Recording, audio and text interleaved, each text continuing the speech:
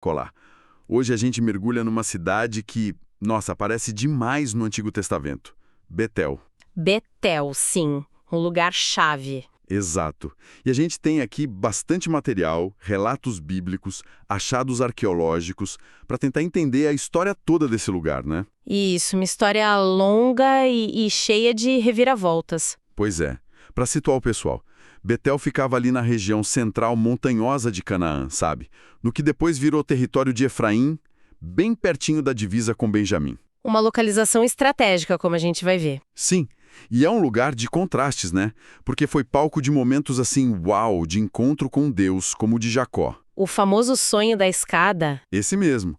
Mas, ao mesmo tempo, depois virou um centro de idolatria bem complicado. Infelizmente, sim. Uma dualidade marcante. E tem os nomes, né?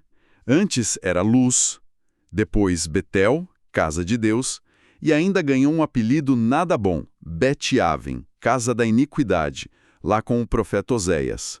Esse nome pejorativo mostra bem a virada que aconteceu. Hoje são as ruínas, perto de Beitim, na Cisjordânia. Então, a nossa ideia aqui é meio que desembrulhar isso, né? Como pode um lugar ter essa trajetória? De casa de Deus para símbolo de desvio. Vamos investigar isso juntos. Ótimo! Por onde começamos? Pelas origens. Isso, vamos lá. As escavações que fizeram lá, principalmente nas décadas de 30 a 60... Sim, Albright, Kelso. Isso.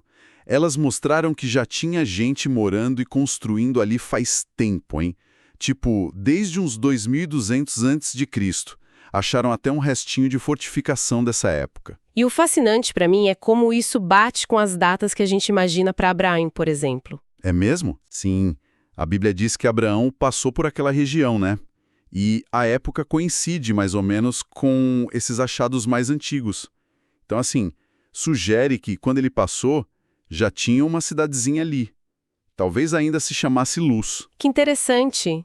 E quem morava lá nessa época? Bom, a hipótese que alguns levantam é que poderiam ser cananeus, talvez jebuseus, aquele mesmo grupo que depois a gente associa a Jerusalém antes de Davi, sabe?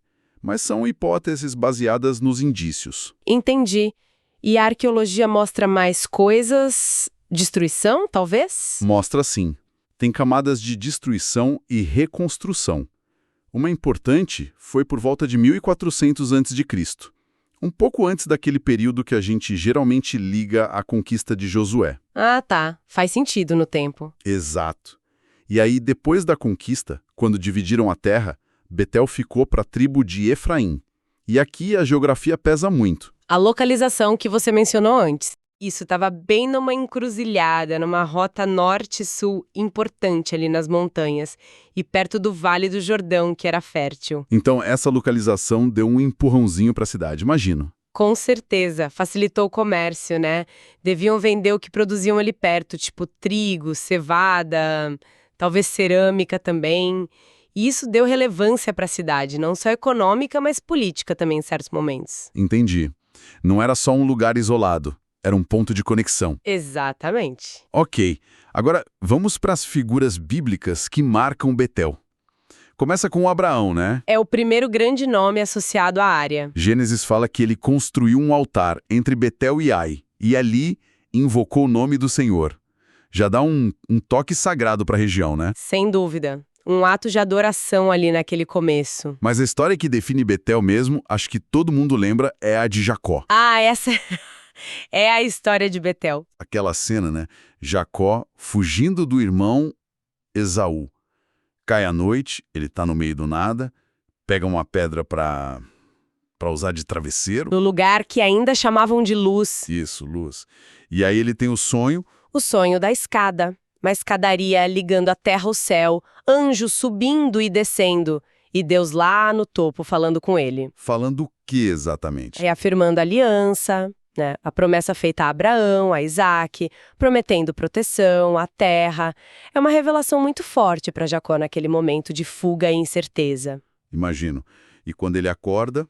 Ele acorda meio assustado, maravilhado, e fala aquela frase famosa: que lugar terrível é este?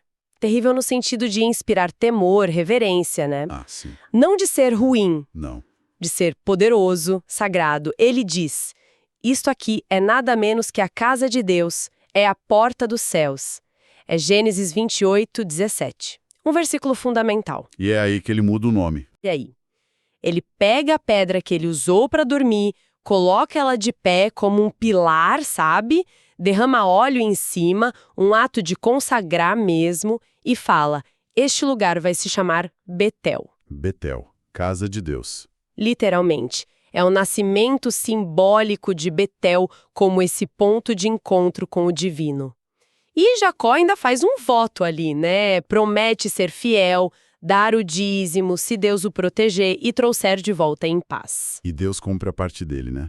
Jacó volta. Volta, assim, 20 anos depois, lá de Padan Aram, da Mesopotâmia, onde trabalhou para o sogro Labão, já volta com família, rebanhos. E ele volta para Betel. A narrativa diz que Deus manda ele voltar especificamente para Betel e lá Deus aparece de novo para ele. Outra vez. Outra vez. Confirma a promessa da terra para a descendência dele e tem um momento super importante. Deus muda o nome dele. Ah, é verdade. De Jacó para... Israel. Gênesis 35.10. Seu nome é Jacó, mas você não será mais chamado Jacó, seu nome será Israel. Uau! Então Betel não é só o lugar do sonho, mas também onde Jacó vira Israel. Isso dá uma profundidade enorme pensando na identidade do povo todo. Exatamente. É como se o destino de Israel como nação estivesse ligado àquele lugar desde essa experiência fundadora do patriarca. Betel vira um marco zero, digamos assim. Faz todo sentido. Essa memória de Betel como casa de Deus deve ter sido muito forte por muito tempo. Certamente. Um lugar de promessa, de revelação, de transformação. Mas a história não para aí, e nem sempre continua tão luminosa, digamos. Infelizmente a história de Betel tem sombras também. Pulando no tempo, a gente chega no período dos juízes. Uma época meio caótica, né? Antes dos reis. E tem aquele episódio horrível. O da concubina do levita em Gibeá. Sim, uma história terrível mesmo. Que era território de Benjamim, vizinho de Betel. Como Betel entra nisso? Então, depois daquela violência toda em Gibeá, e como a tribo de Benjamim não quis entregar os culpados, as outras tribos ficaram indignadas. E onde eles se reúnem para decidir o que fazer? Deixa eu adivinhar. Betel. Em Betel.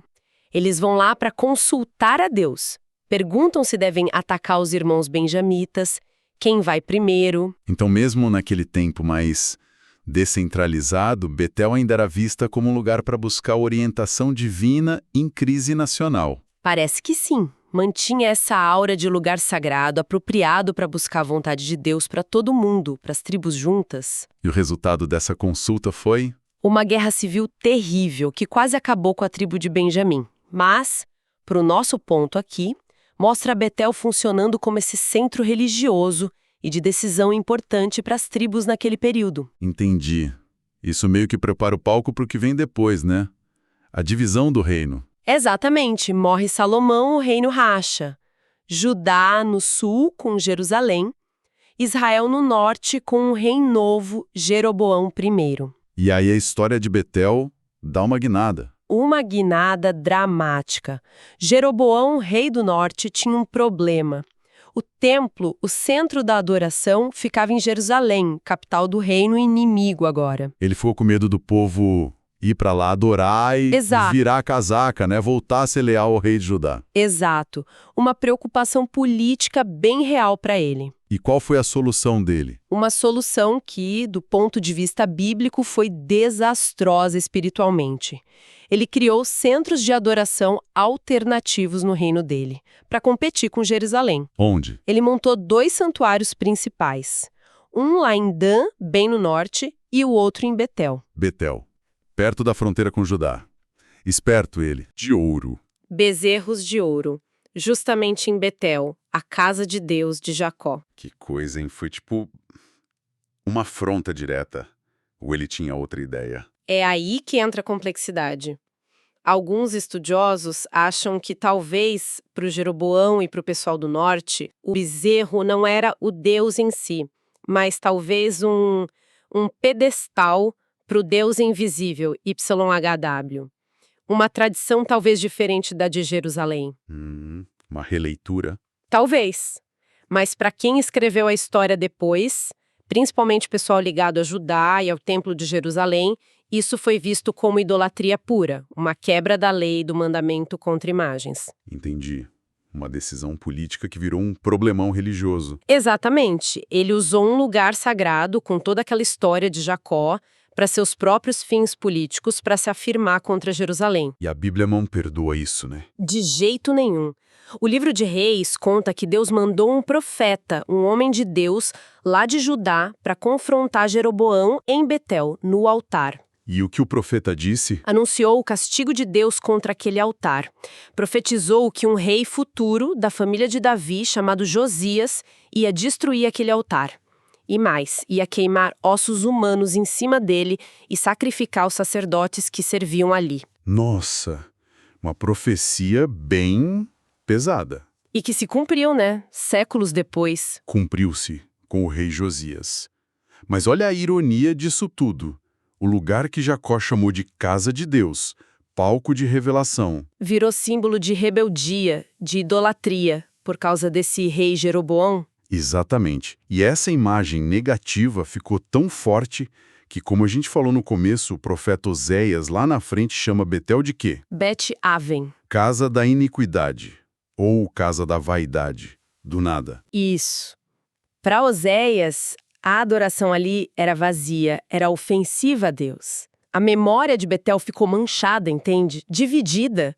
Lugar sagrado na origem, mas depois, lugar de pecado. Essa dualidade é o ponto central mesmo da história de Betel, né? A gente viu a fundação, os patriarcas, a consulta lá nos Juízes e agora essa virada total com Jeroboão. Impressionante. E essa história toda de Betel, essa trajetória de altos e baixos, de casa de Deus para casa da iniquidade, ela meio que resume muitos temas que a gente vê no Antigo Testamento inteiro, né? Como assim? A tensão entre ser fiel a Deus e a tentação da idolatria, a importância da liderança tanto para o bem quanto para o mal, as consequências das escolhas que as pessoas e os líderes fazem. Betel é quase um estudo de caso para a história de Israel na Bíblia. Olhando assim em retrospecto, é incrível como um lugar só carrega tanto peso, né?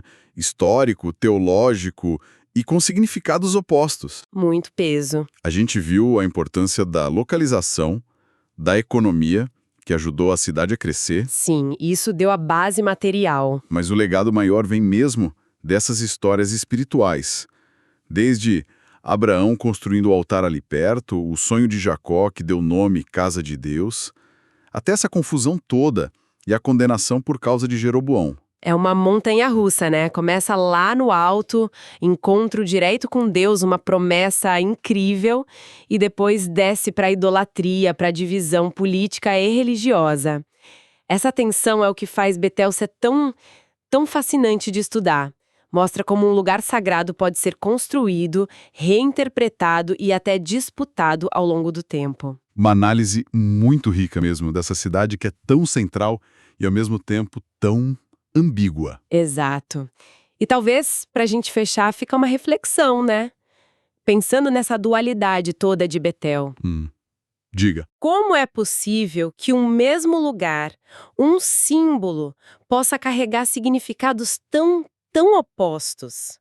O que essa transformação de Betel, de casa de Deus para casa da iniquidade, pode dizer para a gente sobre a fé, sobre como a memória de um povo funciona, como ela muda, e sobre essa nossa relação, às vezes tão complicada, com aquilo que a gente chama de sagrado? Boa pergunta. Fica aí para o pessoal pensar.